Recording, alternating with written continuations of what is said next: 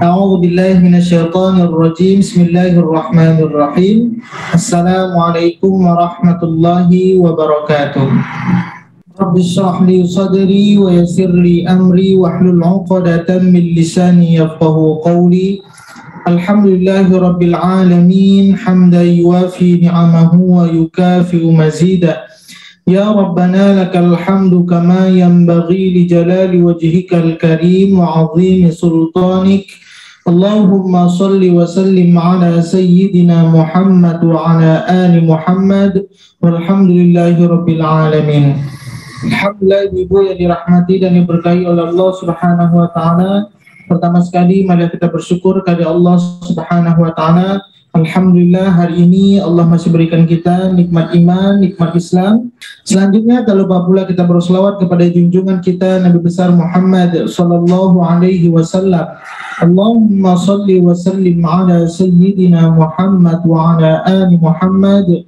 Semoga dengan kita selalu memperbanyak selawat kepada baginda Rasulullah sallallahu alaihi wasallam, kiranya kita layak dan berhak mendapatkan syafaat dari beliau. Amin ya rabbal alamin.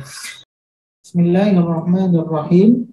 Saya sudah bahas ibu ya tentang, saya ulang sedikit, huruf dalam bahasa Arab. Kenapa? Karena ini muridnya. Huruf dalam bahasa Arab itu terbagi kepada 3. Kemarin kita bahas. Jadi kemarin kita membahas makhraj huruf. Saya ulang sedikit supaya ada nyambung ceritanya. Huruf itu terbagi kepada 3. Kemarin kita bahas. Ada namanya huruf abjadiyah. Abjadiyah.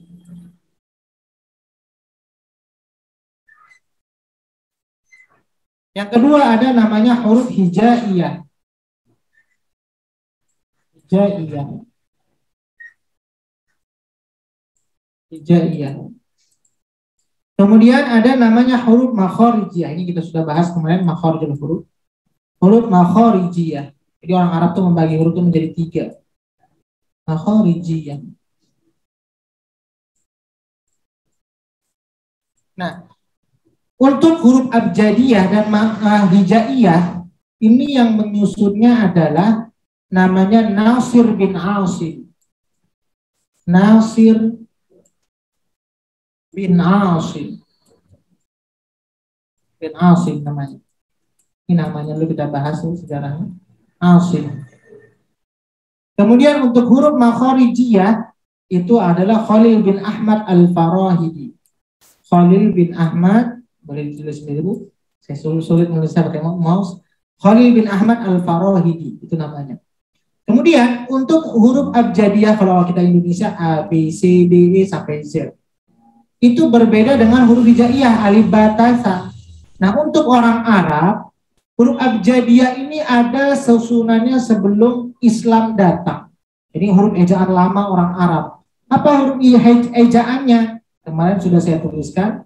Alif, saya ulang sedikit lagi, nggak apa-apa. Ba, jim, kemudian dal. Maka ini sebenarnya susunannya juga abjad. Jadi abjadiyah itu mereka juga ambil dari kalimat abjad. Abajindal, abjad. Kemudian H. Jadi A, B, C, D, E. H ini E kalau di kita. Waw. Kemudian Zai. H. To. Ya. Kaf. Lam, mim, nun, sin, ain, fa, kemudian sod, sod, qaf, ra, shin, ta, fa, kha, zal, to, za, Oke. Jadi kalau selama ini kita menganggap oh alif, ba, ta, sa, jim dan sampai ya itu adalah seperti kita A, B, C, D, Bukan. ABC-nya orang Arab tuh ini dia, Bu. Alif ba jim dal ha waw zai ha ta ya kaf lam mim nun sin ain fa shad qaf ra shin ta tha kha zal dha ta gha. Ini ABC-nya orang Arab. Bahkan ini sampai sekarang. Jadi kalau orang Arab menulis tesis itu, contoh kalau kita pakai pilihan ABC, ngerjakan tugas. Sebutkan huruf izhar. Contoh dalam bahasa Indonesia. A, 6. B, 5. C, 4. D, 3. Mana yang benar, Bu? A, 6. Orang Arab gitu juga. Contoh. Sebutkan huruf izhar. Alif, 6. Ba, 5. Jim. Jim itu C. Jim, 4. Dal, 3. Itu ABC-nya orang Arab. Jadi kalau kita menulis tesis, saya nulis tesis juga dalam bahasa Arab, ABC-nya seperti ini. Karena kan kita A, jumlah besar, nanti A kecil atau 1, 2 untuk poin-poinnya. Maka orang Arab itu seperti ini. Dan ini sudah disusun dari sebelum Islam datang dan dipakai sampai sekarang. Kemudian masuk Al-Quran diturunkan. Maka agar ada perbedaan susunan antara susunan abjadiyah sebelum Islam dengan Al-Quran diturunkan bagaimana cara mengeja, maka hijaiyah itu menjadi bahasa Indonesia. Hijaiyah, eja, itu sebenarnya ejaan itu bahasa hijaiyah sebenarnya. Asal katanya diserap menjadi bahasa. Hijaiyah, eja, itu sebenarnya hijaiyah, eja. Nah, apa saja huruf hijaiyah? Ejaan untuk membaca Quran, alif, ba, ta, sa, jim, dan seterusnya. Jadi dibedakan ya, Bu ya. Jadi antara ABC dengan ejaan untuk baca Quran itu beda. Jadi orang Arab itu kalau dia ejaan A, B, C, D atau A, B, C, D, itulah yang saya tulis di bawah tadi. Kemudian ada orang yang menyusun juga huruf hijaiyah itu bukan berdasarkan alif bata atau ABC, tapi memahami dari tempat keluar huruf. Menyusunnya dari tempat keluar huruf. Tenggorokan bawah, lidah, bibir, seperti itu, Ibu. Nah itu perbedaan. Nah, keduanya ini Nasir bin Asim, Khalil bin Ahmad Al-Farahidi, ini adalah murid dari Abu Aswad Ad-Duwali. Siapa itu Abu Aswad Ad-Duwali? Orang yang memberikan tanda baca dalam Quran, baris-baris Quran. Ini yang akan kita pelajari sekarang. Baris fathah, baris kasroh, sukun, yang lain semuanya, itu adalah namanya Abu Aswad Ad-Duwali. Tahun berapa beliau mulai menulis baris-baris Quran? Karena belum kita pernah buka di Google, ya mungkin boleh cari aja di Google sendiri. Tulisan Al-Quran pada bahasa Utsman. Itu nggak ada titik dan barisnya. Atau supaya lebih enak kita lihat sama-sama saja. Saya tulis. Tulisan Al-Quran pada masa Utsman. Utsman. Dan kita sama-sama bisa memahami. Jadi zaman dahulu itu ya kayak gini, Bu. Nampak di layar ya, Bu ya. Hanya tarikan-tarikan, nggak ada titik, nggak ada baris. Ini surah Al-Fatihah ini. Bismillahirrahmanirrahim. Alhamdulillahirabbil alamin. Ar-Rahmanir-Rahim. Maliki yaumiddin. Tulisannya Al-Fatihah seperti ini. Pada masa Sayyidina Utsman. Tulisannya masih petak-petak. Ini namanya kharfufi. Nampak ya, Bu ya? Kemudian Islam semakin meluas. Itulah yang terjadi dalam surah At-Taubah ayat ke-3. Asal muasalnya itu dalam surah At-Taubah ayat ke-3. Yaitu kalimat Annallaha bari'um minal musyrikina wa rasuluh. Seharusnya bacanya wa rasuluh. Tapi Abu Aswad Ad-Duwali mendengar, ini Abu Aswad Ad-Duwali pakar bahasa Arab ketika itu. Ada orang baca Quran, Annallaha bari'um minal musyrikina wa rasulih. Seharusnya lu dibaca lih. Tapi artinya berubah. Seharusnya Annallaha bari'um minal musyrikina wa rasuluh. Allah dan Rasul membenci, tidak menyukai, memerangi orang-orang musyrik. Tapi kalau dibalik menjadi wa rasulih, rasulnya itu menjadi objek. Allah memerangi orang musyrik dan Rasul. Bahaya jadi artinya. Gara-gara baris tertukar. Maka ketika itu langsung Abu Aswad Ad-Duwali mendatangi khalifah. Siapa ketika itu khalifahnya? Ali bin Abi Thalib. Wahai khalifah, saya dengar ada orang baca Quran barisnya salah. Kenapa? Karena Islam semakin meluas, bukan orang Arab lagi, akhirnya ada kesalahan-kesalahan yang terjadi. Maka ketika itu juga Abu Aswad Ad-Duali ditunjuk oleh khalifah ketika itu, Ali bin Abi Thalib, untuk membuat baris Al-Quran. Nah ketika itu barisnya belum seperti sekarang. Sekarang kan fathah panjang. Kalau dulu baris fathah tandanya titik satu di atas, ya, kasrah titik satu di bawah. Kemudian terus semakin sempurna. Setelah sempurna itu sekitar 600 tahun baru ada perubahan gaya barisnya. Seperti sekarang fathah agak panjang. Kemudian siapa yang nama-nama ini tadi? Asim bin Amr, Nasir bin Asim, Khalil bin Ahmad Al-Farahidi, ini adalah muridnya Abu Aswad Ad-Duali yang memberikan baris Al-Quran. Kemudian berkembang siapa yang memberikan titik-titik, ta titiknya 2 di atas, ba titiknya 1, fa titiknya di atas, itu adalah Nasir bin Asim. Ini orang yang memberikan titik Al-Quran.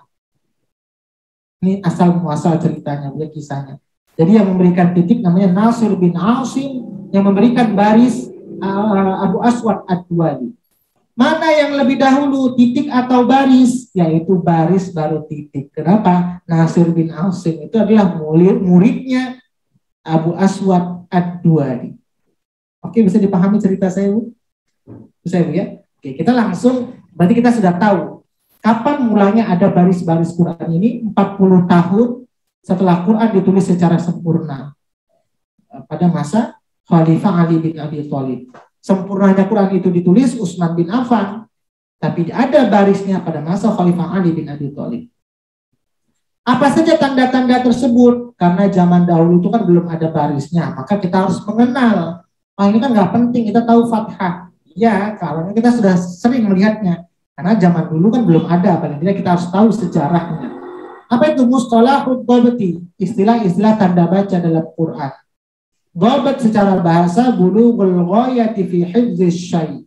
Mencapai tujuan dalam memelihara sesuatu. Apa maksud dalam memelihara sesuatu? Agar bacaan itu terpelihara. Yang fathah harus dibaca fathah, yang kasroh harus dibaca kasroh. Jangan seperti yang didengar Abu Aswad Ad-Duali tadi, yang seharusnya dhammah dibaca kasrah. Jadi tujuannya dhabt ini untuk memelihara dari kesalahan ketika membaca Al-Quran. Kemudian secara istilah apa itu? Alamatu makhsusatun talhaqul harfa lid-dalalati ala harakatin makhsusatin aw sukunin aw tanwinin aw nahwa dzalika. Tanda-tanda khusus yang mengiringi huruf untuk menunjukkan khusus. Maksudnya yang seharusnya nggak ada barisnya kan umum, bingung kita bacanya fathah, kasrah, dhammah. Sehingga dia menjadi khusus. Kenapa? Oh, ini cara bacanya sukun.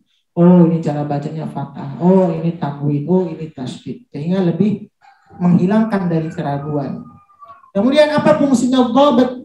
Dhabt itu boleh dinamakan dengan syakl, baris tanda baca. Fungsinya adalah qaiduhu bima yanzilu anhul iskalu wal iltibasu. Menghilangkan problem atau tidak kejelasan atau keraguan sesuatu bacaan yang semulanya tidak jelas menjadi jelas. Yang seharusnya kita bingung nih bacanya fathah atau kasrah. Kalau sekarang kita nggak bingung karena sudah ada barisnya. Orang yang dahulu belum ada baris dan titiknya. Sehingga dengan adanya tujuan dari tanda tersebut ini menghilangkan keraguan bagi si pembaca. Ini tujuannya tanda baca. Apa saja tanda-tanda baca tersebut? Yaitu fathah. Fathah itu bagaimana vokal suaranya? Fathul fami, fathan taman. Membuka rongga mulut dengan sempurna seperti vokal A. Dengan ha, itu nggak sempurna. A, tidak ha. Contoh, haguna, A, fathah, betul-betul A vokalnya. Ro, kemudian ja, betul-betul A dia. Fa'ala, fa'ala, betul-betul vokal akhirnya adalah A. Mulutnya harus terbuka. Jadi kalau mengucapkan huruf fathah, bagaimana posisi mulut kita? Membuka rongga mulut dengan sempurna. Jangan buka mulutnya malas. Buka rongga mulutnya. Jangan malas buka mulut. Nah, itu jadi fathah itu jangan seperti orang malas buka mulut. Betul-betul sempurna. Jadi vokal yang harus kita perhatikan dalam baca Quran itu suaranya harus clear. Maka kan tajwid dijaga, nafas dijaga, suara dijaga. Karena suaranya harus jelas. Males kita baca Quran. Sehingga vokal dari setiap baris-baris itu tidak sempurna. Kemudian kasroh. Apa itu kasroh? Hafdul fakkis sufla. Menurunkan bibir ke bawah seperti vokal i. Malas untuk i. Si. Jadi dagu jadi ke bawah. Si menurunkan bibir atau dagu ke bawah. Si itu huruf kasrah. Si itu malas ya kita. Si betul-betul. Kemudian dhammus syafataini dhamman muhkaman. Memonyongkan bibir dengan sempurna. Jadi kalau dhamma itu harus betul-betul kemudian monyong. Ada orang tanya, Ustaz, apakah baca Quran harus monyong hurufnya? Tergantung barisnya. Kalau baris dhamma, huruf hijaiyah dari alif sampai ya semua harus monyong. Bu, tu, su, seperti itu Ibu. Jadi semuanya harus monyong. Kecuali baris fathah dan kasrah, dia tidak monyong mulutnya. Kalau kasrah dagunya turun ke bawah. Kalau fathah mulutnya dibuka sempurna. Seperti itu cara mengucapkan barisnya. Kemudian ada lagi fathatain, 2 di atas. Kasratain, 2 di bawah. Kemudian dhammatain, ini seperti ini tandanya. Kemudian sukun, mati. Kemudian tasdid ini seperti itu. Kita ingat kembali lagi. Kenapa tasdid tandanya? Zaman dahulu kan kalau kita melihat zaman dahulu Quran itu belum ada titik dan baris. Berarti kalau tasdid itu kita ambil garis-garisnya, tulisannya seperti ini. Tasdid. Ini tulisan tasdid itu zaman dahulu seperti ini. Kalau kita tambah titik shin, kemudian iya. Tapi kan zaman dulu tidak ada titik dan barisnya. Maka kita hilangkan titiknya. Nah, zaman dahulu kan terlalu penuh. Tasdid ditulis semua setiap ada tasdid. Maka untuk memudahkan bagi pembelajar Quran, huruf ta dibuang. Kemudian huruf dal dibuang sampai akhir, hanya diambil gigi huruf sinnya saja. Jadi sebenarnya tasdid yang lambang seperti ini, itu adalah giginya huruf shin. Tasdid. Itu asal muasal tandanya tasdid. Seperti itu. Kemudian mimun shaghirah. Ini perkembangan Al-Quran ya untuk memudahkan kita membaca. Mimun shaghirah adalah mim kecil yang untuk menandakan bahwa ketika membaca suaranya menjadi suara bunyi huruf mim. Ini terjadi pada bacaan iqlab. Jadi kalau ibu-ibu baca iqlab, ini apa ini mim kecil ini? Itu adalah mimun shaghirah yang fungsi dari mim tersebut zaman dulu kan tidak ada. Jadi karena Islam semakin meluas, berkembang, perlu tanda-tanda itu lebih jelas agar si pembelajar tidak bingung dalam membaca Quran. Maka contoh ada kalimat kita buka Al-Baqarah ayat 27. Alladzina yanquduna ahdallahi mimba. Kalau mim iqlab dalam Quran tulisannya itu seperti mim, kemudian tarikannya ke bawah, kakinya ke bawah. Ini tanda mim iqlab. Suaranya menjadi bunyi mim. Tapi kalau mim waqaf, ada kita belajar waqaf lazim. Waqaf lazim tandanya apa Ibu? Mim juga. Harus berhenti. Waqaf lazim itu tanda mimnya beda gaya penulisannya. Kalau iqlab biasa mimnya dia di atas huruf ba. Sedangkan waqaf lazim di antara kalimat dan gaya penulisan mimnya berbeda. Dia ekornya ke samping. Contoh, kalau Qur'annya sama, di ayat ke-26 itu ada waqaf lazim. Kalau Qur'annya tanda waqafnya kita sama Ibu. Innallaha la yastahi ayyadriba masalan ma ba'udatan fama fawqaha. Fa ammal ladzina amanu faya'lamuna annahu al-haqqu min rabbihim. Wa ammal ladzina kafaru fayaquluna madza aradallahu bihadza mathala. Lihat waqaf masalah. Kakinya mimnya itu ke samping. Beda dengan kakinya mim iklab. Jadi untuk membedakan apa sih perbedaan tulisan mim iklab dengan mim waqaf. Kalau waqaf mimnya kakinya ke samping, sedangkan untuk iklab kakinya ke bawah. Jadi itu perbedaan antara mim iklab dengan mim waqaf. Oke ya. Kemudian ada as-sifrul mustadir. Apa itu as-sifrul mustadir? Yaitu tanda bulat sempurna yang terletak di atas huruf mad, alif waw ya. Maka bagaimana caranya membacanya kalau ada bulatan yang sempurna? Maka cara membacanya baik lanjut maupun berhenti dia tetap dibaca pendek. Sedangkan ada namanya as-sifrul mustatilul qaim. Ini biasanya kalau yang bulatan sempurna ini banyak di Quran Madinah. Contoh Quran Madinah. Kalau Indonesia dia tidak ada. Quran Madinah Al-Baqarah ayat kelima. Kalimat ulaika, kalau cetakan Malaysia atau Madinah, ulaika itu di atas wawunya itu ada bulatan sempurna. Itu namanya as-sifrul mustadir. Mau lanjut, mau berhenti, tetap bacanya pendek. Tidak ula, tidak ula, salah. Ula, mau berhenti pun juga jadi pendek ya. Kemudian, sedangkan as-sifrul mustatilul qaim ini adalah bulatan lonjong. Bagaimana cara membacanya? Kalau dalam keadaan berhenti, dia menjadi panjang. Sedangkan kalau dalam keadaan wasal lanjut, maka dia menjadi pendek. Ini mungkin boleh dibuka contoh Al-Kafirun sajalah. Al-Kafirun. Paling mudah saja kita suratnya ambil. Paling belakang, jadi nyarinya nggak susah. Al-Kafirun ayat keempat. Wana ana'a, nanya jadi pendek kalau nanti. Tapi kalau berhenti wana ana, nanya jadi panjang. Kenapa? Karena bulatannya lonjong. Ini namanya as-sifrul mustatilul qaim. Itu salah satu contoh. Kemudian yang ke-12.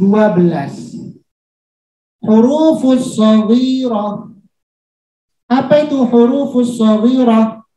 Huruf yang kecil tapi dia masih terbaca huruf itu kecil. Walaupun secara kaidah kan terkadang ada huruf yang bisa dipisah, ada huruf yang tidak bisa terpisah secara tulisan. Boleh kita buka Bu, wa kadzalika nun jil.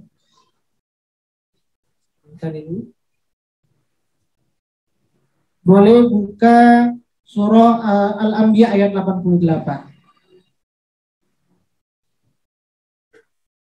Halaman 329. Ada kalimat wa kadzalika nunjil. Ada nun kecil yang terpisah secara penulisan, tapi nun itu masih tetap terbaca.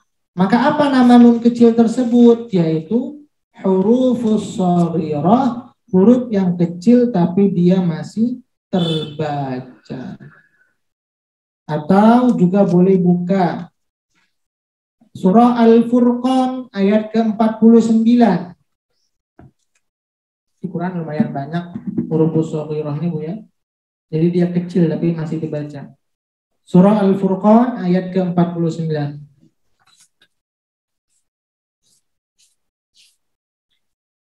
Al-Furqan ayat ke-49. Sudah ketemu Ibu? Ayat ke-49. Ada kalimat linuhyiya bihi, ya-nya terpisah. Seharusnya ya itu secara kaidah penulisan bahasa Arab dia menyambung, tapi ya-nya terpisah. Linuhyiya bihi, ya-nya dia penulisannya seperti ini. Ini namanya huruf kecil, huruf ya kecil tapi dia tetap terbaca. Namanya istilahnya hurufus shaghirah. Kemudian contoh yang lain lagi. Boleh dibuka surat An-Naml. Surah An-Naml surah 27 ayat ke-36. Halaman 380. Falamma jaa Sulaiman qala atumiddunani bimanin fama atani Allah. Seharusnya kalau secara tulisan dia ya itu harus nyambung. Ata jadi tulisannya sebenarnya harus seperti ini. Ata dia, karena ya itu secara kaidah penulisan bisa nyambung. Ata dia. Tapi ini ya-nya dipisah. Jadi ya-nya dianggap huruf kecil tapi dia masih terbaca. Itu namanya hurufus shaghirah. Huruf kecil yang masih terbaca. Hurufus shaghirah. Itu yang penjelasan nomor 12. Kemudian ada mim shaghirah, ada hurufus shaghirah. Kalau mim shaghirah itu tanda iqlab. Kalau huruf shaghirah huruf-huruf kecil yang masih terucapkan. Kemudian kita masuk yang ke-13, tanda mad. Jadi dalam Quran itu kalau bacaan kadar matnya yang lebih dari 2 harokat atau yang boleh dibaca ada pilihan 24 atau 5 atau 246, itu biasa ada tanda alis. Sebentar ya Bu ya, baterainya mau habis.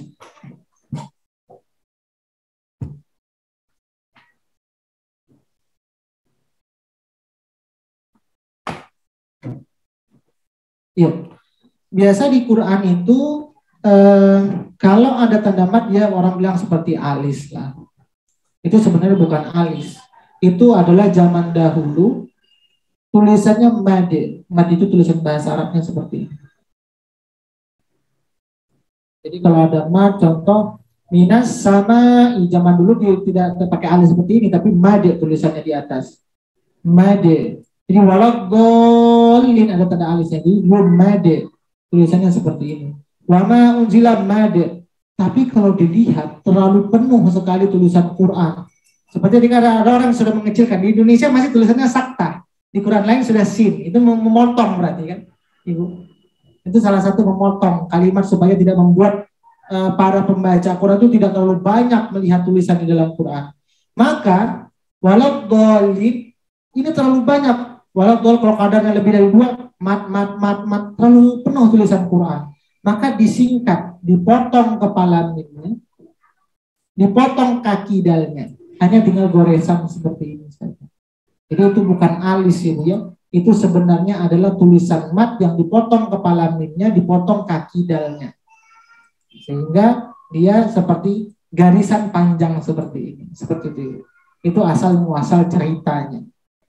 Jadi perkembangan Quran bagaimana penulisan tanda-tanda. Tanda-tanda ini boleh berkembang sesuai dengan keperluan umat dalam berinteraksi kepada Quran. Yang tidak boleh dirubah itu rosamnya. Mana rosamnya? Ini yang nggak boleh dirubah.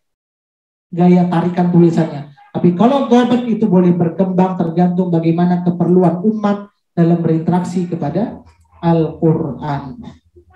Apalagi sekarang sudah ada Quran warna-warna. Ikhfa dikasih warna ini, izhar warna ini, ada Quran wakaf iftida. Itu namanya semua dhabt.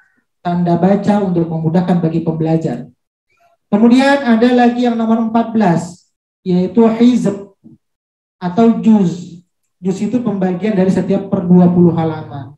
Hizb itu adalah pembagian dari cerita, kisah-kisah di Quran. Maka tandanya di Quran biasa dikasih tanda bintang seperti ini. Mungkin boleh kita buka Ibu. Awal juz 3. Untuk sederhana yang dekat saja. Awal juz 3 itu ada di halaman 42 kalau Qurannya sama. Ada tidak di sebelum kalimat tilkar rusulu seperti tanda bintang. Tilkar rusulu faddalna.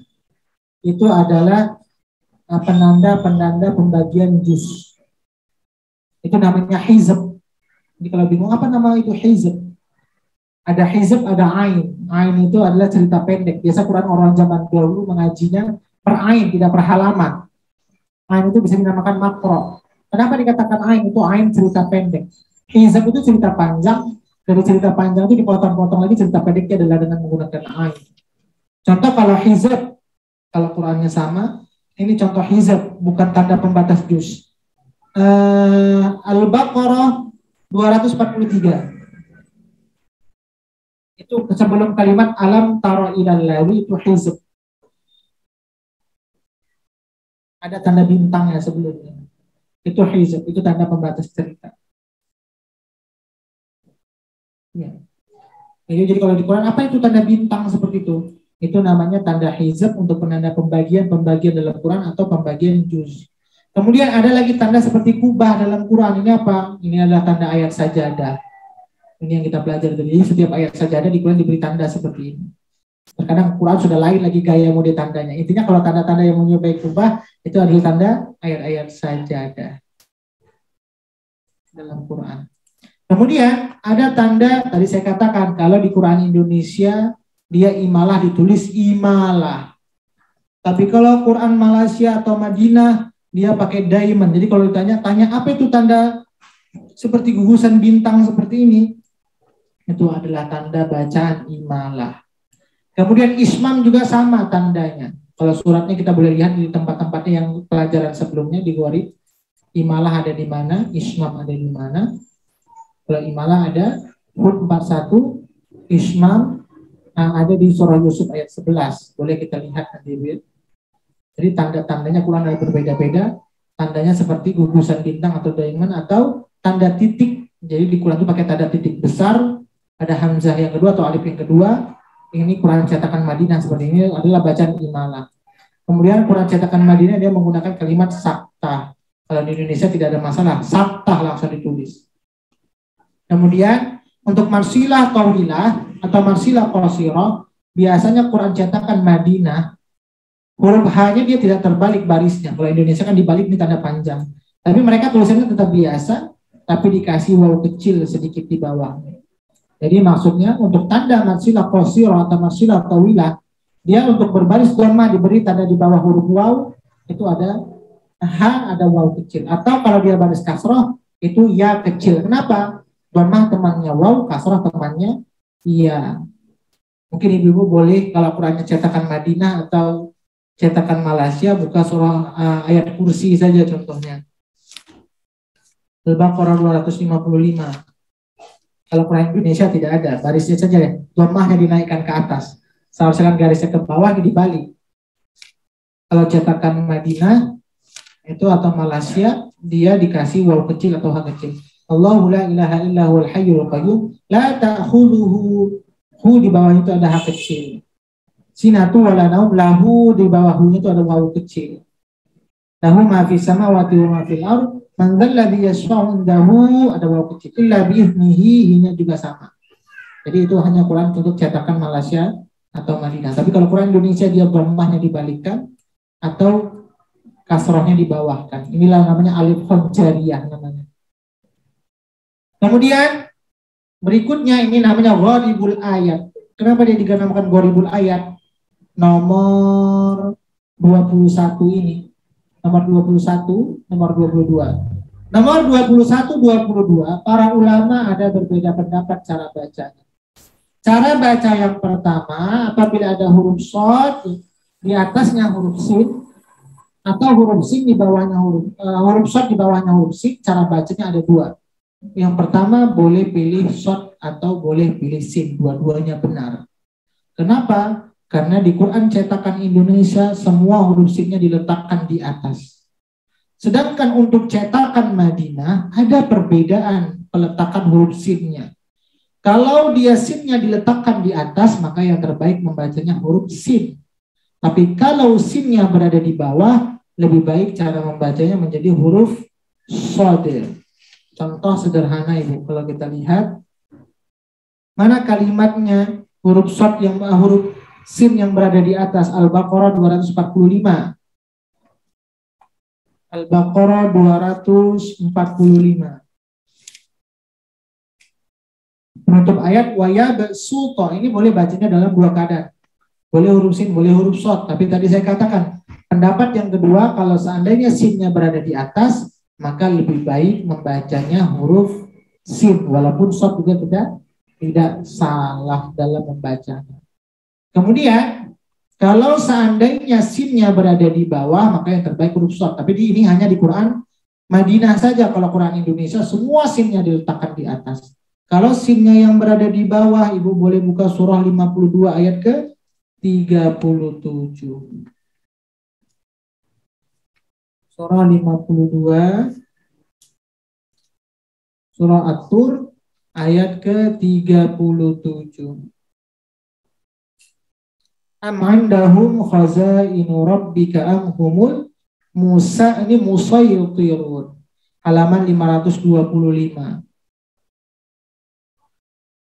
Jadi kalau di Quran Indonesia sinnya di atas, tapi kalau Quran Madinah sinnya di bawah, maka terbaiknya huruf shad. Tapi saya katakan tadi ada pendapat juga yang mengatakan bahwa boleh baca mana yang kita nyamannya saja. Itu untuk nomor 22 dengan nomor 21 dengan 22. Kemudian kalau seandainya dalam huruf shad tidak ada tandanya, maka membacanya tetap huruf shad. Lasta alaihim bimusaytir. Nah, ini kalau tidak ada tandanya maka dia huruf shad. Tapi kalau ada tanda shad dengan sin, maka ini boleh dalam dua keadaan. Maknanya berubah atau tidak berubah. Karena ini sudah ketentuan riwayat yang diajarkan oleh malaikat Jibril kepada baginda Rasulullah. Memang ada khusus tempat-tempat tertentu dia tidak berubah dan ada sebagian yang dia berubah. Tapi kalau yang sudah ketentuan ini maknanya dia tidak berubah.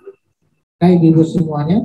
Cara Imam Syafi'i mengajarkan murid yang slow belajar. Sangat mengesankan pada apa yang ditulis Imam Baihaqi dalam kitab Manaqib Imam Syafi'i. Bagaimana cara Imam Syafi'i sebagai guru mengajarkan salah satu muridnya sangat lamban dalam memahami pelajaran. Dia adalah Ar-Rabi' bin Sulaiman, murid paling slow learner, belajar ya. Berkali-kali diterangkan oleh gurunya Imam Syafi'i, tapi Rabi' tidak juga paham. Setelah menerangkan pelajaran, Imam Syafi'i berkata, Rabi', sudahkah paham? Sudah paham? Nah, sudah paham? Nah, ini paham belum? Belum paham ya? Belum paham. Jawab Rabi'. Dengan kesabaran sang guru mengulang lagi pelajaran lalu ditanya kembali. Sudah paham belum? Belum. Berulang kali diterangkan sampai 39 kali, Rabi' juga tidak paham. Merasa mengecewakan gurunya dan juga malu. Akhirnya Rabi' merasa tidak nyaman karena sudah bolak-balik diajarkan guru nggak paham-paham dan dia merasa sudah mengecewakan gurunya. Rabi' pelan-pelan keluar dari majelis ilmu. Selesai memberi pelajaran, Imam Syafi'i mencari Rabi'. Melihat muridnya, dia berkata, Rabi', kemarilah, datanglah ke rumah saya. Seorang guru sang imam sangat memahami perasaan muridnya. Maka beliau mengundangnya untuk belajar secara privat dan belajar mengajar sampai ia paham. Sang imam mengajarkan Rabi' secara privat dan ditanya kembali, sudah paham belum? Hasilnya Rabi' Sulaiman juga tidak paham. Apakah Imam Syafi'i berputus asa? Menghakimi Rabi' Sulaiman sebagai murid yang bodoh? Tidak sama sekali. Beliau berkata, muridku, sebatas inilah kemampuanku mengajarimu. Jika kamu masih belum paham juga, maka berdoalah kepada Allah agar berkenan mencurahkan ilmunya kepadamu. Saya hanya mempunyai ilmu, Allah lah yang memberi ilmu. Andai ilmu yang aku ajarkan ini sesendok makanan, pastilah aku akan menyuapkannya kepadamu. Mengikuti nasihat gurunya, Rabi' bin Sulaiman rajin sekali bermunajat kepada Allah dalam kekhusyuan.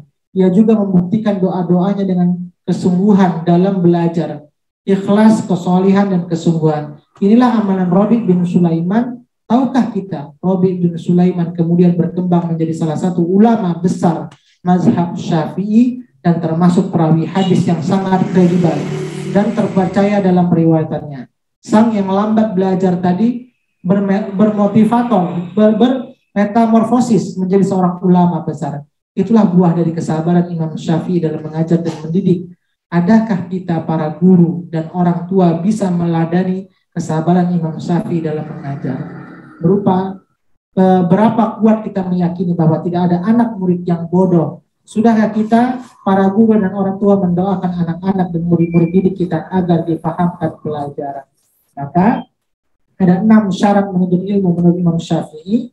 Yang pertama, saudaraku tidak akan memperoleh ilmu kecuali dengan dalam 6 perkara yang akan saya beritahukan perinciannya. Yang pertama, kecerdasan. Yang kedua, semangat. Yang ketiga, sungguh-sungguh. Yang keempat, berkecukupan. Yang kelima, bersahabat belajar dengan ustadz. Yang keenam, membutuhkan waktu yang panjang. Inilah nasihat Imam Syafi'i kepada kita. Oke Bu, ini penjelasan tentang abjad. Saya kembalikan kepada Bu Tutut. Ya, baik Ustadz. Masya Allah, ini sudah ada yang raise hand. Silahkan Mom Sri. Ya. Assalamualaikum Ustadz, saya mau tanya di ayat kursi, itu kan ada waw kecil, yang satu dengan alis, yang satu tanpa alis. Iya. Ya, yang tanpa alis dibaca 2 harkat ya? Ya, marsilah qasirah. Oh iya, sila kosila. Yang pakai alis, marsilah tawilah. Karena di depannya alis. Iya. Oke, makasih Ustadz. Makasih. Itu kalau dari segi penulisan hadzamirnya ada perbedaan. Kalau Quran Indonesia barisnya dibalik ke atas. Tapi kalau Quran Ras Madinah atau Malaysia dia pakai waw kecil atau ya kecil. Iya. Terima kasih Ustadz. Ya. Masya Allah, sudah jelas ya Mom Sri. Alhamdulillah. Alhamdulillah. Selanjutnya Kak Mae, silahkan di-unmute. Terima kasih Neng Tutut. Pak Ustadz, Ya, sebenarnya saya ada pertanyaan tentang imalah, ismam dengan tasyil. Saya masih belum ngerti maksudnya dengan dibaca imalah itu apa, dibaca bacaan ismam itu apa, dan bacaan tasyil itu apa ya Pak Ustadz? Ya, ini bacaan imalah, tashil, ini di materi yang sebelumnya di Gorib tadi. Nah, ini dia. Jadi dia menyambung. Bacaan ismam itu bagaimana cara bacanya? Penjelasannya mulutnya harus monyong tanpa merubah bacaan. Jadi bagaimana? La ta'manna, manna. Kalau di Quran Indonesia tulisannya ismam seperti ini, ada tulisannya lambangnya. Mungkin Bu Mai boleh buka surah Yusuf ayat 11. Ada tulisan ismam kecil. Tapi kalau Qurannya Bu Mai pakai Quran Madinah, itu dia tidak ismam, dia pakai tanda diamond seperti ini, tidak ada tulisan ismamnya. Jadi ini hanya sebagai tanda-tanda perbandingan. Kemudian imalah itu bagaimana tulisan bacanya? Tulisannya majro, tapi suaranya begini, majre, cara bacanya. Kemudian tashil, tulisannya jamiu, tapi bacanya jamiu. Kalau di Quran Indonesia tulisannya tashil, adanya surah Fussilat 44. Tapi Quran cetakan Madinah tanda tashil itu dengan titik bulat besar. Oh, ini masih nyambung sama Gorib ya. Tadi saya belum hafal. Dengan Gorib. Jadi memang tadi kan tanda-tanda ini ada perbedaan. Kalau di Quran Indonesia ditulis ismam. Memang jelas-jelas tulis. Tapi kalau Quran Madinah dia nggak ada tulisan, hanya tanda lambang-lambang. Pakai lambang. Lambang. Jadi apa maksud lambang tadi? Itu ada yang ismam, ada yang imalah, ada yang tashil seperti itu. Siap. Oke, ternyata nyambung sama Gorib. Baru paham. Baik Pak Ustadz, terima kasih. Siapa lagi Bu? Masya Allah. Terima kasih Neng Tutut. Sami-sami paham ya Kak Mae ya. Insya Allah, ternyata nyambung. Alhamdulillah. Baik, selanjutnya Karina, silahkan di-unmute. Oke, baik Ustadz. Jadinya siapa namanya tokoh Usman, bukan Usman, Abu Aswad 2 hari ini, dia adalah tokoh Abu Aswad Ad-Duali. Ad-Duari atau Ari Ustadz? Ad-Duali. Duali. Oke. Dia adalah tokoh yang memberikan fathah dalam Al-Qur'an ya Ustadz ya? Baris-baris dalam Quran. Baris dalam Al-Qur'an. Oke. Terus muridnya itu Nasir bin Ashir. Dia yang memberikan tanda-tanda dalam titik gitu Ustadz? Ya, Nasir bin Asim. Oke. Kemudian dia juga yang menyusun alif, ba, ta, za, jim, ha, ho. Karena zaman sebelum Islam itu tadi pakai alfabet saja Bu. A, ba, jim, dal itu. Jadi dia juga mulai alif, ba, ta, za setelah itu Bu. Jadi alfabet bacaan beliau. Oke, berarti hijaiyah juga yang buat itu Nasir bin Ashir Ustadz? Iya, benar. Oh, Masya Allah. Oke, baik Ustadz, jelas. Terima kasih Ustadz. Iya Bu. Masya Allah. Sudah jelas ya Karina, Alhamdulillah. Ustadz, baik saya bacakan dulu sebelum ke pertanyaan selanjutnya, saya bacakan dulu pertanyaan yang di chat box ya Ustadz. Ya, Bu. Dari Ibu Purwaning Tias, Bismillahirrahmanirrahim. Afwan bertanya, ukuran hizab itu seperberapanya 1 juz Ustadz? Iya. Ada pendapat ulama mengatakan hizab itu dalam 1 juz ada 4. dalam satu hizb itu ada 4 ain. Jadi ada yang mengatakan satu juzu itu 4 hizb. Ada yang mengatakan satu juzu juga 8 hizb. Itu berbeda pendapat. Tapi yang paling banyak satu juzu itu adalah 8 hizb. Coba saya pastikan lagi. Ya kalau tidak salah satu juzu 8 hizb. Satu juz 8 hizb. Baik, 1 juz 8 hizb ya. Ya, 1 juz 8 hizb. Sebentar Ibu, saya coba. Ya, alhamdulillah. Ya. Ibu Purwaning Tias, ya jika ada yang kurang jelas boleh silahkan raise hand ya Ibu untuk selanjutnya. Baik, selanjutnya dipersilakan Ibu Rara untuk di-unmute bertanya langsung. Terima kasih Bu Tutut. Pak Ustadz, ini saya masih bingung yang untuk ke-12 nomor 12 hurufus saghirah. Terus di sini ada contohnya. Di sini saya lihat ada 2 tanda. Yang inna waliya itu di waliya itu ada tanda setelah tasdid. Di bawahnya tasdid ada tanda Pak Ustadz. Ya, huruf ya kecil itu maksudnya. Kalau dilihat di Quran, itu. Jadi cara bacanya karena di bawah ada fatatain ya Pak. Bukan fatatain. Kasrotain, jadinya saya bingung gimana cara bacanya. Cara bacanya inna waliya, jadi huruf kecil yang dia terbaca.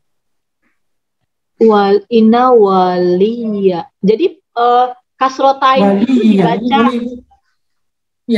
Boleh mungkin langsung Bu Rara buka kalimat inna waliyallah ini dalam surat, sebentar saya lihat di Quran. Surat Al-Anfal atau bahasa lihat terlebih. Surat Al-A'raf 196. Itu Al-A'raf halaman keberapa ya Pak Ustaz? 176. 176. 100 oke Pak Ustaz. Ada kalimat inna wali ayat ke 197. 197. Iya Pak Ustaz. Ya. Inna waliyallah.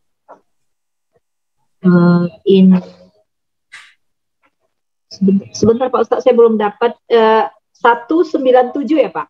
Iya, 196. Oh iya, 196, maaf. Inna wali wa. Oh, oke. Karena di contoh yang ada di ini Pak Ustaz punya layar itu seperti domatain, sorry. Ya, ini karena copy paste dari Word, kadang tulisannya kasrotain Pak Ustadz, macam kasrotain, tapi di Al-Quran saya bukan kasrotain, dia kasrohnya tidak double. Iya. Dia berpisah, makanya tadi saya bingung di sini, ini cara bacanya bagaimana? Oh, oke. Inna waliyallah.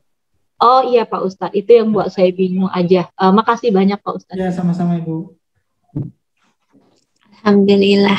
Ini keterbatasan Word ya Ustadz, tapi sebenarnya itu terpisah ya? Ya, terpisah. Tapi ada Quran yang memang di atas huruf ya-nya, Bu. Diletakkan. Oh iya, tapi kalau di Indonesia terpisah ya Ustadz? Iya, terpisah. Oke, baik. Baik, Alhamdulillah. Selanjutnya Ibu Momi, silakan di-unmute Ibu Momi. Terima kasih ya Tutut. Assalamualaikum. Pak Ustadz, ini untuk menanyakan imalah dan ismam. Kalau di Al-Quran Indonesia itu alhamdulillah ya ada tandanya gitu. Kalau misalnya di Al-Quran yang lain kan tandanya cuman kotak itu dengan posisi miring, dua-duanya sama. Tapi untuk membedakan apa yang kita bisa bedakannya itu Pak Ustadz? Ya, membedakannya harus hafal di mana tempatnya. Itu satu-satunya Ibu. Jadi gimana cara membedakannya? Maka tadi untuk gharib itu kita harus hafal saktah itu di mana tempatnya, ismam itu di mana, yang lainnya imalah, tasyil di mana letaknya. Jadi kalau gimana cara membedakan kan tandanya kotak, maka mau tidak mau harus dihafal. Oh, Masya Allah. Kotaknya sama saja bentuknya, tidak ada beda. Iya, kasih Pak Ustadz. Ujung-ujungnya menghafal ya Ustadz. Ya, karena memang untuk gharib itu tidak pakai rumus, kita harus hafal di mana tempatnya. Betul. Baik, alhamdulillah. Selanjutnya Ibu Mela, silakan. Ya baik, makasih Tutut. Assalamualaikum Pak Ustadz. Mau tanya yang Goribul Ayah Pak Ustadz nomor berapa tadi? 21 ya. Kan itu kan huruf sin kecil di atas huruf shad. Kalau seandainya kita sedang membaca Al-Quran terus terlupa gitu Pak Ustadz, itu bagaimana ya Pak Ustadz? Ya, tadi kan pendapat yang pertama, boleh dibaca sin, boleh dibaca shad. Kalau seandainya terlupa, tetap dibacanya huruf shad, benar saja. Tapi tadi saya katakan, pendapat yang pertama, kalau sin dengan shad itu boleh dibaca dengan kedua keadaan. Boleh baca sin, boleh baca shad. Kalau seandainya ini pendapat yang pertama. Pendapat yang kedua, mana yang lebih baik? Yang lebih baiknya. Kalau seandainya sinnya berada di atas, maka lebih baik kita membacanya huruf sin. Tapi kalau seandainya sinnya di bawah, itu lebih baik huruf shad. Permasalahannya di Quran Indonesia semua sinnya di atas. Kalau di Quran Madinah, dia ada diletakkan, ada yang di atas, ada yang di bawah. Itu jadi masalah. Tapi saya katakan lagi, secara umum pendapat ulama ada yang mengatakan boleh membaca di antara salah satunya. Jadi kalau terbaca sin tidak masalah, terbaca shad juga tidak masalah, seperti itu. Tapi ada yang terbaiknya. Seperti itu bukan? Baik Pak Ustadz, soalnya di catatannya kan harus dibaca dengan bunyi huruf sin gitu. Iya, ini sebenarnya pendapat yang lain, ini tidak saya masukkan pendapat yang lainnya. Pendapat yang lain yang pertama boleh ya, ya. Jadi memang pendapatnya berbeda-beda untuk yang ini. Ya, baik. Makasih Pak Ustadz. Ibu. Baik, alhamdulillah sejelas ya Ibu Mela. Selanjutnya Karina lagi ya? Ya. Karina mau tanya lagi atau? Ya, mau tanya. Ya. Silakan di-unmute Kak. Oke, maaf Ustadz. Tadi saya sepertinya nggak terrecord waktu Ustadz memberikan informasi tentang juz ya. Hizm. Oke. Kalau hizm itu kan kisah-kisah dalam Al-Quran. Yang ain Ustadz, saya tidak. Ain itu cerita pendek. Jadi kalau contohnya ada orang kisah tentang Nabi Ismail panjang sekali. Orang kan ingin baca Quran itu per kisah, maka supaya tetap dia tidak merusak arti dipotong dengan ain-ain seperti itu. Oke, kalau ain itu berarti cerita pendeknya ya Ustadz ya? Cerita pendeknya. Baik, terima kasih Ustadz. Jadi ain itu dulu kalau kita mau kalau guru ngaji biasanya kalau mau berhenti di huruf ain gitu ya Ustadz. Itu berarti maknanya. Betul. Nih ada catatannya baru saya lihat di buku itu tafsir. Satu Al-Quran itu ada 30 juz. Dulu pernah saya sampaikan di Malaysia. Satu juz itu ada 2 hizb, maaf bukan 8. 2 hizb. Kemudian dalam satu hizb itu ada 4 makro. Kemudian dalam setiap makro itu dipecah. Ada makro yang 1/4, ada makro yang 1/2, ada makro yang 3/4, ada makro penuh. Jadi makro penuh itu hanya ada 4. Jadi ada hizbnya itu dibagi-bagi. Ini sebenarnya kisah juga sebenarnya, Bu. Jadi dari kisah panjang dipotong-potong lagi episodenya Bu ya. Jadi satu hizb ada 4 makro. Kemudian dalam satu Al-Quran ada berapa ain? 240 ain. Jadi dalam satu juz itu ada 8 ain. 8 kali 3 ya 240. Makro itu apa Ustaz? Jadi tadi satu juz 2 hizb ya Ustaz. Ain itu namanya makro. Oh, ain itu makro. Oke. Ya, ada Quran zaman sekarang yang sudah nggak ada ainnya lagi Bu ya. Oke. Ada sekarang perkembangan. Jadi kalau zaman dulu kan orang-orang kampung dulu, orang-orang tua dulu kalau ngaji di masjid nggak per halaman. Kalau zaman sekarang orang per halaman ya Bu ya. Zaman dulu itu per makro agar artinya sempurna. Per ain. Oke, baik Ustaz. Ain itu makro. Oke. Iya, makro. Kalau hizb itu yang bulat-bulat seperti tadi. Iya. Maaf, tadi satu hizb 4 ain ya Pak Ustadz? Satu hizb ada 4 ain. Iya. Jadi saya ulang Ustadz, jadi satu juz ada 2 hizb, satu hizb ada 4 ain, satu juz ada 8 ain. Iya. Baik. Sudah jelas Karina bagaimana? Ulangin lagi. Ya, boleh tutup ulangi. Jadi satu juz ada 2 hizb, satu hizb ada 4 ain. Oke. Jadi satu juz ada 8 ain. Oke, satu juz. Dalam 30 juz ada 240 ain. 240 ain dalam dalam Al-Qur'an ya Ustaz ya. Ya, hizabnya dalam 60 hizab dalam 30 juz. Baik. Dikali-kali aja itu sebenarnya Ustaz. Oke, baik Ustaz. Terima kasih Tutut. Alhamdulillah. Sami-sami Kak. Alhamdulillah.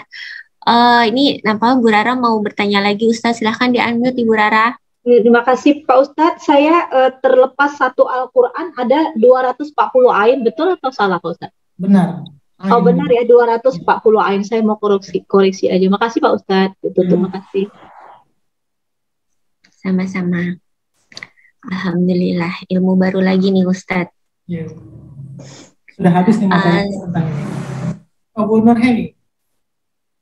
Bu Heni. Baik, silakan Bu Heni di-unmute. Iya. Makasih Mbak Tutut. Ustadz, begini Ustadz, kalau saya mengaji di orang Melayu itu, katanya kan, misalkan ini juz ketiga, juz keempat gitu ya, sampai juz 4. Jadi hitungannya satu juz itu ada 10 muka surat gitu Ustadz. Tergantung Qur'annya. 10 halaman. Tergantung ya, Qur'annya, tergantung Qur'an. Kalau Qur'an yang pakai dia pakai bahasa pojok, bahasa kita pojok ya. Quran orang penghafal Quran itu standar Madinah. Dalam satu juz ada 20 halaman. Kalau orang sholat tarawih di Mekah biasa pakai yang 23 rakaat. Maka dia bisa per rakaat itu 1 halaman. Berarti dengan 20 bisa menyelesaikan satu juz. Kemudian sholat witirnya pakai yang mana? Yang 3. Biasa dia pakai juz pendek-pendek, biasa Al-Anfal atau yang lain-lainnya. Sehingga bisa mendapatkan satu malam satu juz. Itu biasa standar Quran, standar internasional bagi orang ingin menghafal Quran, pakai yang satu juz 20 halaman. Tapi ada tidak yang Quran itu dia tidak satu juz 20 halaman? Banyak. Ada Quran yang biasa terdiri dari 1 halaman atau 15 baris, pasti otomatis dia 20. Saya ada di Quran waktu itu di Madinah, 1 halaman itu 50 baris.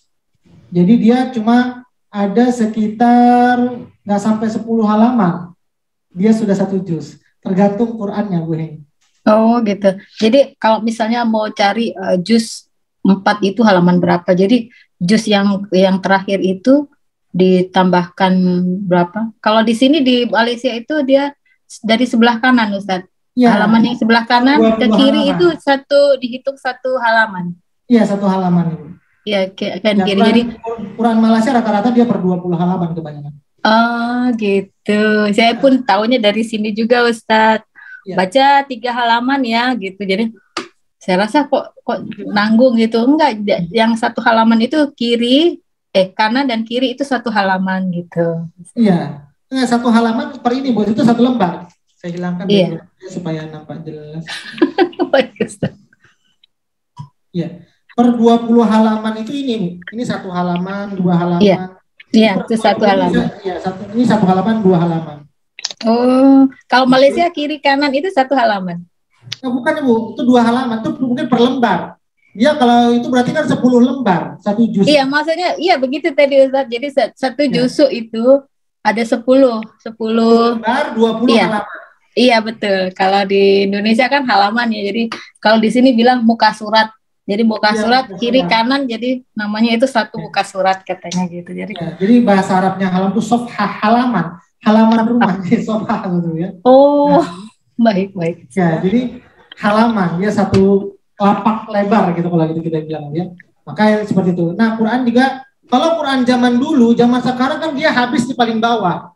Kalau Quran zaman dulu itu dia ada yang nggak habis bawah, nyambung ke belakang ceritanya.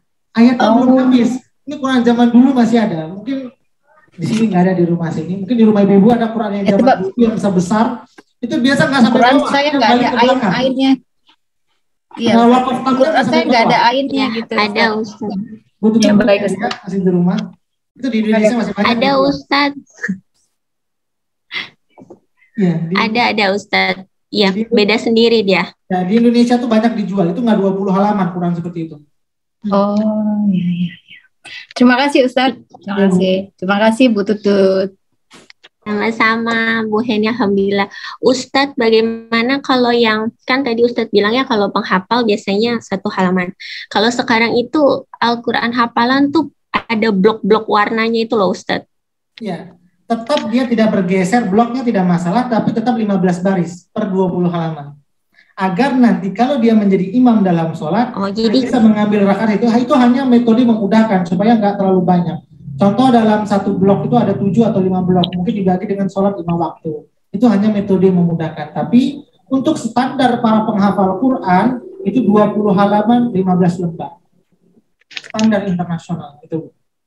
Jadi misalkan kita menghafal pakai blok warna itu, misalkan baru 2 blok gitu Ustadz, itu nggak masalah ya sebenarnya? Nggak masalah Ibu. Tapi Qurannya tetap pakai itu. Sehingga contoh nih Bu Tutut, di juz 1 saya bisa bayangkan ayat halaman kedua alif lam mim, ayat halaman berikutnya baliknya di atasnya innaladzina. Mungkin Bu Tutut boleh buka. Jadi kita dulu ketika ngapal Quran itu seperti itu. Jadi seperti juz 1. Alif lam mim, baliknya paling atas innalladzina kafaru, sebelahnya masaluhum, baliknya wabasyiril ladzi, berikutnya wa in qala rabbuka, baliknya lagi kulnah bitu, sebelahnya lagi wa idna jaina paling atasnya. Wa id qulna dakhulu, sebelahnya lagi innalladzina amanu walladzina hadu. Jadi kita dulu pakai seperti itu. Qalu da'u lana awala ya'lamu, seperti itu Bu. Jadi bawahnya kita hafal. Atasnya alif lam mim, bawahnya ulaika ala hudam mir rabbihim wa ulaika humul muflihun. Ayat ke-6-nya innalladzina kafaru sawa'un 'alaihim, bawahnya ulaikal ladzina ishtarawud dhalalata bil huda. Kemudian halaman sebelahnya masaluhum, paling bawahnya fa illam taf'alu wa lan taf'alu. Nah, jadi ketika dulu kita menghafal Quran, kenapa orang bisa menghafal Quran halaman sekian, baris sekian letaknya di sini? Itu salah satunya karena Qurannya tetap itu saja itu. Nah, itu jadi metodenya. Kenapa Quran standar menghafal Quran itu yang 20 halaman? Di samping kemudahan-kemudahan ketika dibawa sholat. Seperti itu. Kalau sekarang ingatnya kata depan per blok ya Ustadz? Nah, kata depannya itu salah satu memudahkan. Karena biasa orang kalau baca Quran, sudah selesai mu'minun, apalagi depannya. Sering macetnya di situ. Nah, ketika ditangkap awalnya, itu memudahkan untuk melancarkan kalimat berikutnya. Ini saja sebagai penutup untuk ibu-ibu semuanya. Mudah-mudahan kita diberikan kemudahan untuk hadir besok dan diberikan kesehatan oleh Allah Subhanahu wa Ta'ala. Ini saja mungkin yang dapat saya sampaikan, lebih kurangnya mohon maaf. Kita tutup dengan doa.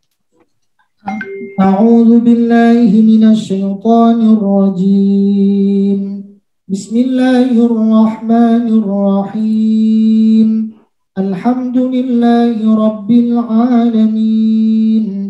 حمدا يوافي نعمه ويكافئ مزيده يا ربنا لك الحمد كما ينبغي لجلال وجهك الكريم وعظيم سلطانك اللهم صل وسلم على سيدنا محمد اللهم ارحمنا بالقرآن اللهم اجعلنا من أهل القرآن اللهم نور قلوبنا بالقرآن وزين أخلاقنا بالقرآن وأدخلنا الجنة بالقرآن ونجنا من النار بالقرآن ربنا آتنا في الدنيا حسنة وفي الآخرة حسنة وقنا عذاب النار وصلى الله على سيدنا محمد وعلى آله وصحبه وسلم سبحان ربك رب العزة عما يصفون وسلام على المرسلين والحمد لله رب العالمين.